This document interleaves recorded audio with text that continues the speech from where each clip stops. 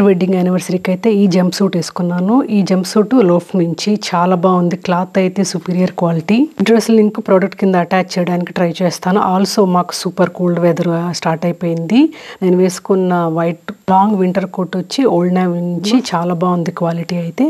So మేమైతే ఇక్కడికి cheese cakes ఫ్యాక్టరీకి వచ్చేసాము. లంచ్కి ఏదో ఒకటి సంథింగ్ స్పెషల్గా ఉండాలి కదా యానివర్సరీ అంటే.